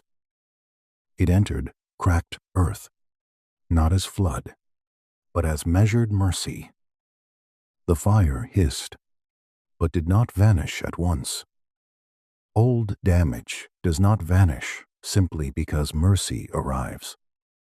It cools by degrees. Ninurta moved along the slope. Each step was slow. He opened channels where water could run without tearing the valley. He built low boundaries from broken stone. He guided streams away from villages and toward empty basins where the poison could settle. Shahur spoke beside him, warning where the ground was hollow, where fire slept too near the surface, where Asag's breath still clung under rock.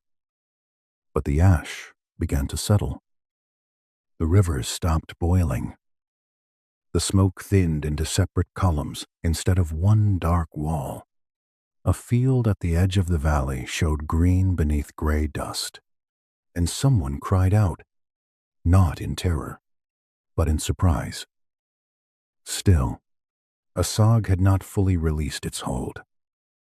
In the deepest pass, where the mountain walls leaned inward and daylight entered only briefly, a sound remained. A beating. Slow. Vast. Not a heart in the ordinary sense, but the rhythm of corruption refusing to stop. Ninurta entered the pass alone. Shahur glowed faintly in his hand. There, the air was thick enough to taste. Sulfur, whetstone, bitter water, old smoke. The walls seemed to pulse with shadow. He could have struck then, and perhaps once he would have. Instead, he lowered Shahur until its head touched the ground. The weapon spoke into the stone. Not against it. Remember the rivers. Remember the fields. Remember the children sleeping below. Remember that stone is not made to hate seed. The pass trembled. For a moment, it seemed the mountain might close around him. Then the sound beneath the ground changed. The beating loosened. The bitterness broke into smaller streams. The corruption did not become good. That would be too easy. But it became bounded, named, contained, given a place where it could no longer rule the whole range. Ninurta emerged with ash on his face. No roar followed him. No crowd rushed toward him. The people watched the smoke thin, and slowly, very slowly, understood that the world had not ended. After the crisis, he climbed the highest peak. The rain had stopped. Steam rose from the valleys in pale ribbons. Far below, people began to return to their fields. Above, the sky opened into a dim blue, tired but clear. Ninurta sat on the stone and did what few heroes in loud stories are allowed to do. He rested. The source says that after the second restoration, the world slept too.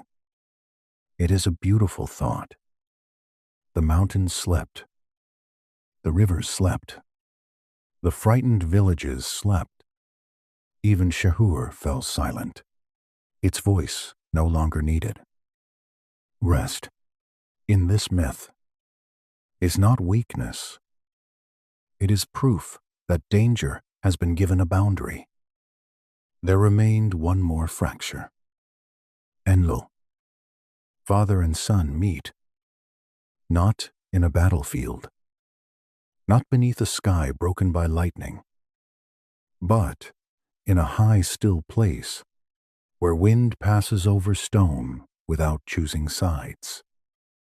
Between them are the old signs of authority, the deep laws of order, the tablets, the decrees, the invisible pattern by which gods claim to hold the world together. Enlil wants order preserved. Ninurta wants order made compassionate. Both are afraid of chaos. Only one has learned that fear cannot be the foundation of balance. There is no need for shouting. The older the wound, the less shouting helps. The silence between them is full of floodwater, broken mountains, unanswered prayers, human fires, and every word neither had known how to say. Ninurta does not seize power. He steadies it. That is the final sign of his maturity. He does not overthrow his father. He does not claim the high throne. He does not turn compassion into another empire. He places his hands where the pattern has begun to tremble, and he holds it long enough for both heaven and earth to breathe. Balance, then, is not given. It is kept. Not by decree alone, not by mercy alone, by the difficult joining of both. And in that joining, the second war ends without triumph. The mountains remain scarred. The fields require work. The gods remain proud and imperfect. Humanity remains fragile. Ninurta remains watchful. A world has nearly broken and has been held together for another night.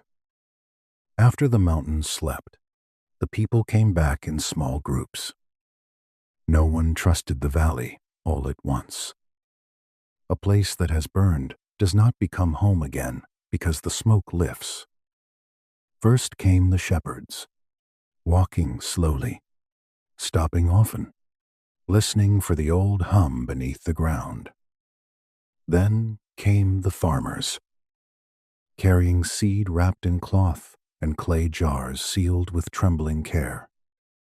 Then the children, because children return to danger sooner than elders prefer, stepping over cooled ash, finding green shoots, asking whether the mountain was still angry. The mountain did not answer. That was enough. The rivers ran again, changed but clear. Their courses were not the same as before. Ninurta had moved stone, opened channels, sealed poisoned springs, and guided water into basins where the bitterness could settle. Nothing returned exactly. It never does after disaster. But life does not require everything to be the same. It requires a path forward. So the people learned the new paths. They walked beside the river instead of commanding it.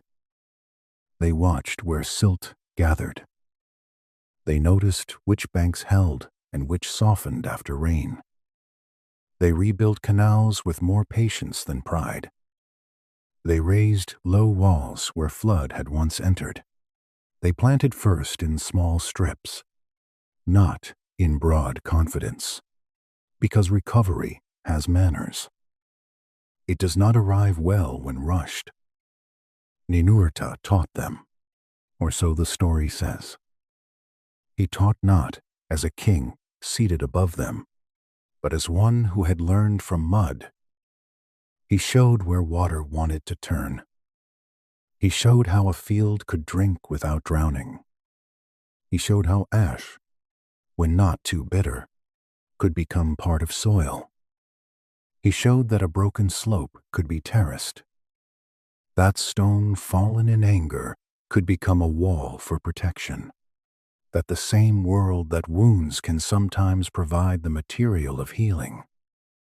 This is the quiet agriculture of myth. Nothing flashy, no thunderclap, just water guided by hands. Clay pressed back into use. Seed entering earth. A plow opening a line dark enough for hope to hide in. In the source. This is where Ninurta becomes most human while remaining divine. He does not ask the people to master nature as if nature were an enemy lying under a boot. He asks them to observe, to wait, to cooperate, to keep balance rather than seize it.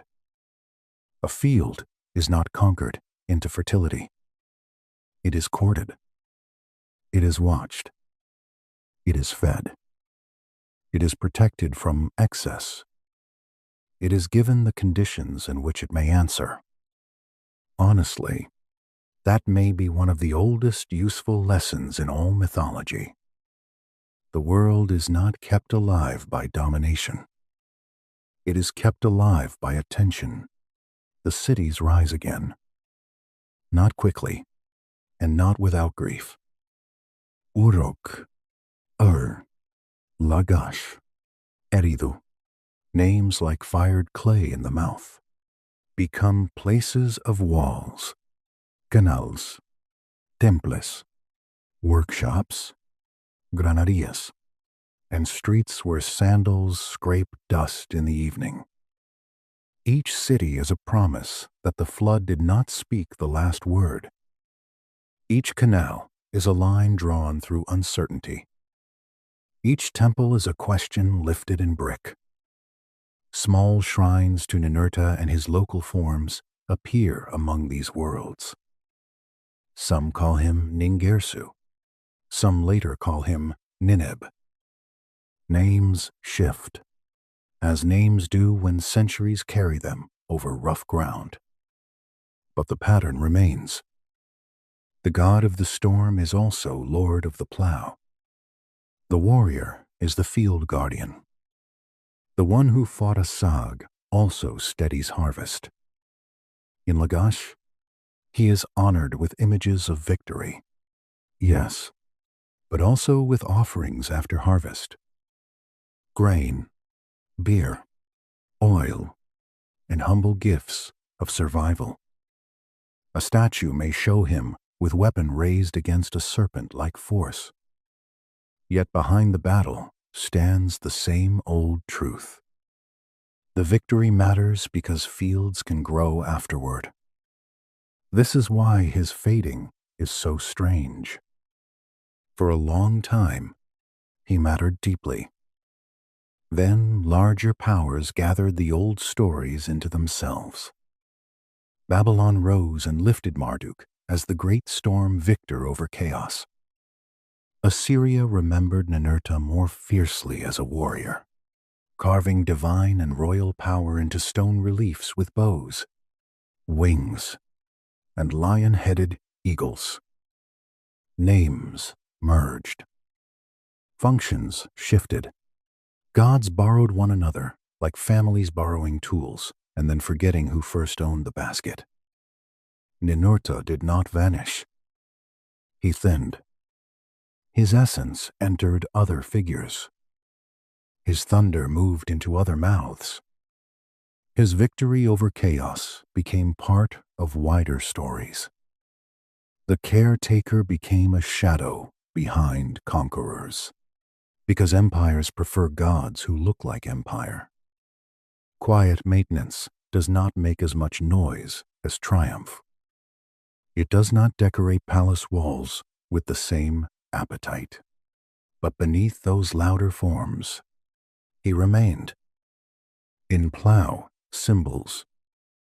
In harvest offerings. In fragments of hymns. In tablets where his name sits beside rain, seed, canal, and weapon. In the strange memory that strength is incomplete unless it restores. Archaeologists later find pieces. Not enough to make one clean story without gaps. A broken line here. A damaged prayer there. A divine name in a temple inventory. A relief that may carry his sign. A hymn that praises him as warrior. Another that calls him restorer of fields. Museum drawers hold what temples lost. Clay tablets lie under glass, quiet again, their wedge marks like tiny footprints of a vanished voice. If you were standing before such a tablet, you might feel how fragile survival is. One broken corner can take a name. One missing line can take a motive. One flood can dissolve a library of unfired clay. And yet some things remain. Enough for a forgotten god to stir again in the mind of someone listening at night. That is how Ninurta returns. Not as worship, as meaning. The source allows mystery around him. Perhaps some stories preserve memories of real floods. Perhaps Asag carries memory of disease, drought, volcanic smoke, mountain collapse, or the frightening behavior of rivers after catastrophe. Perhaps Shahur is only a mythic weapon, or perhaps it is a poetic way of imagining wise power, sound, conscience, or divine communication. We cannot be sure, and it is better not to pretend certainty where clay gives fragments.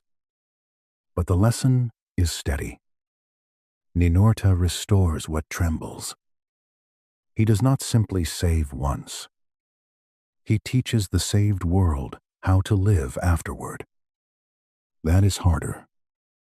Rescue may come in a moment, but restoration asks for mornings. Many mornings.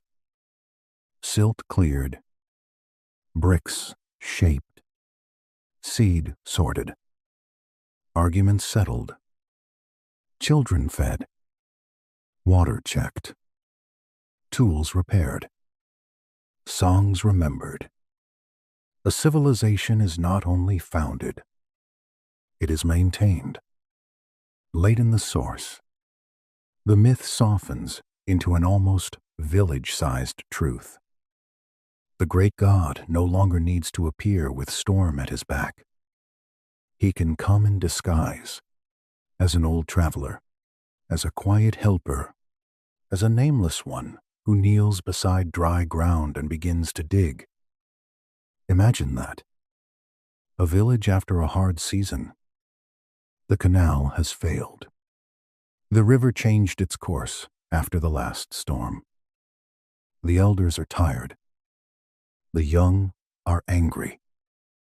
The ground is cracked into little plates. Dust gathers in the bowls. People speak in short sentences because hunger has made language thin. Then a stranger comes. No thunder. No wings. No weapon raised. Only a staff, a worn cloak, and hands that seem to know soil. He asks where the old water ran. The villagers point, somewhat bitterly, because pointing is easier than hoping. He kneels and begins to scrape the dry channel. At first, no one helps. That is how despair behaves. It watches labor from a distance, prepared to call it foolish.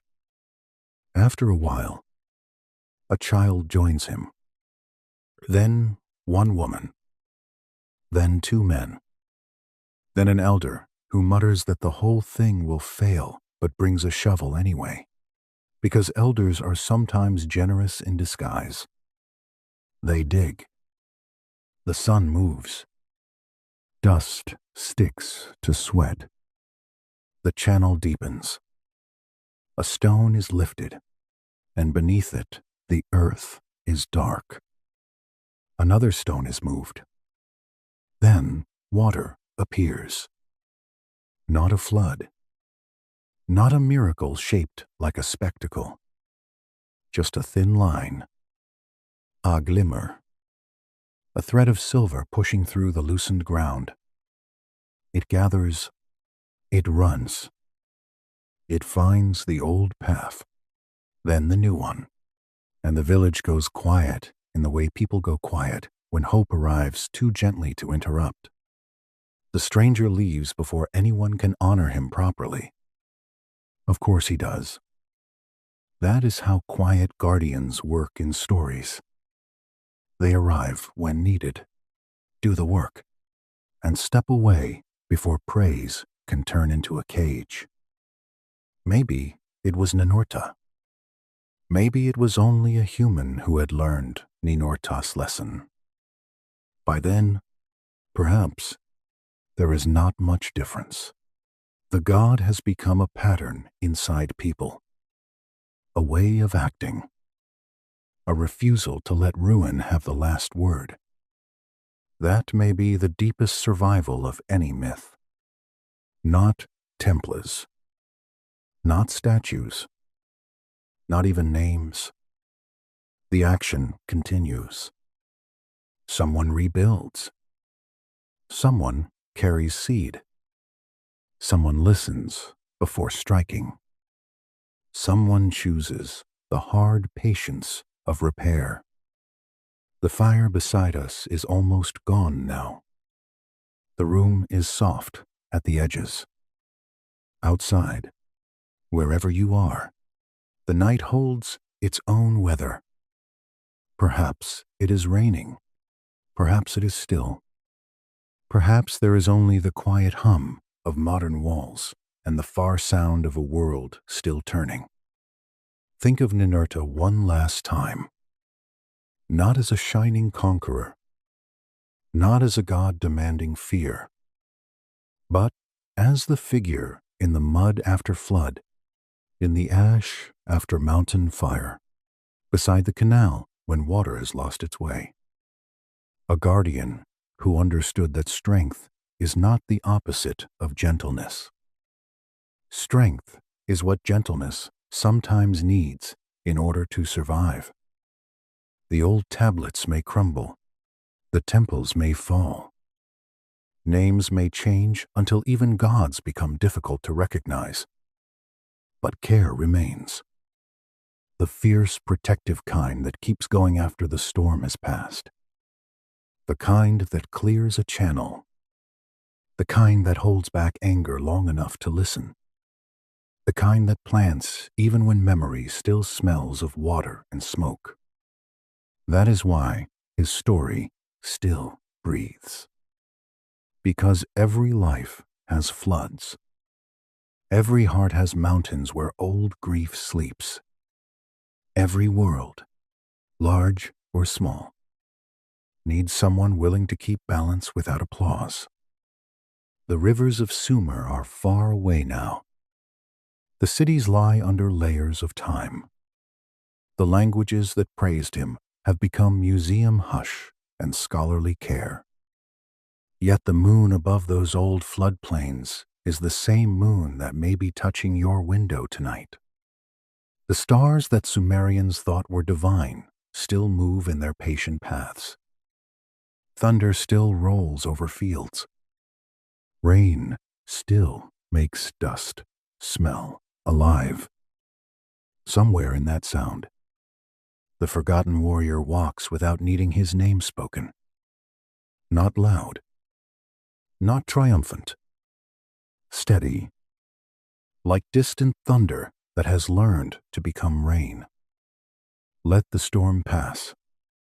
Let the field rest. Let the canal carry water quietly through the dark. Let the old god fade back into the place where stories sleep, not gone, only waiting for the next heart that needs to remember how to begin again. Good night.